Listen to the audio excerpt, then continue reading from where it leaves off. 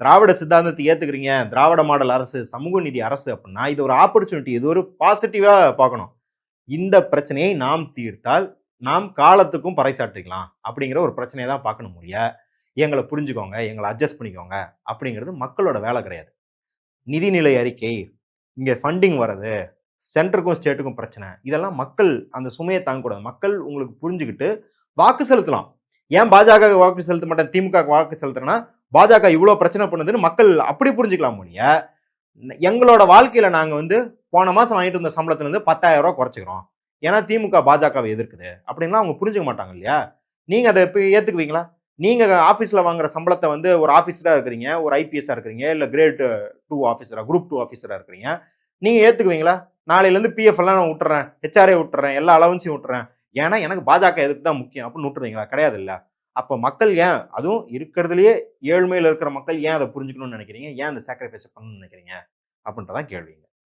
இதுல அந்த பைட் எடுக்கும்போது ஒரு அம்மா சொன்னாங்க. அதாவது பெண்களுக்கான விடியல் ஆட்சி தரோம்னு ஸ்டாலின் சொல்றாரு. ஆனா எங்களுக்கு விடியல் வரல. நாங்க இருட்டுல உட்கார்ந்துட்டு இருக்கோம். இப்ப நீங்க சொன்னது போல விடியல் வர்றதுக்கான வாய்ப்புகள் இருக்குன்னு நினைக்கிறீங்களா? ஆ இது வந்து நம்ம வந்து கனவு உலகத்துல டப்புன்னு வந்து விடியல் வந்துரும் அப்படிலாம் சொல்ல முடியாது. அது நம்மளுக்கு புரிஞ்சது தான்.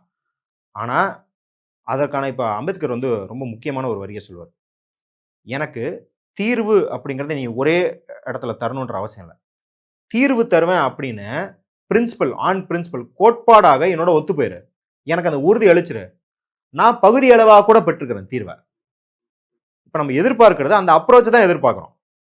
நீ எல்லா பிரச்சனையும் ஏன்னா ஊர் ஃபுல்லா தனியார்மயமாயிட்டு இருக்கு. அது டிரான்ஸ்போர்ட் பஸ்ல இருந்து அ எல்லா சர்வீஸும் தண்ணி, எலக்ட்ரிசிட்டி எல்லாமே தனியார்மயம் ஆயிட்டு இருக்கு அப்படின்னும்போது, நான் வந்து ஓவர் நைட்ல நீ வந்து இங்க வந்து ஒரு சோசியலிஸ்ட் அரச கட்டமைப்ப அப்படின்றதெல்லாம் கனவு உலகம். அது நடக்காது. தனியாரே அரச கட்டுப்படுத்துற அளவுக்கு கட்டுப்படுத்துற அளவுக்கு இருக்குன்றது எனக்கும் புரியுது. ஆனா நீ என்ன அப்படின்னா, நீ அவங்க பக்கம் இல்ல, என் பக்கம் இருன்னு ப்ரூவ் பண்றது.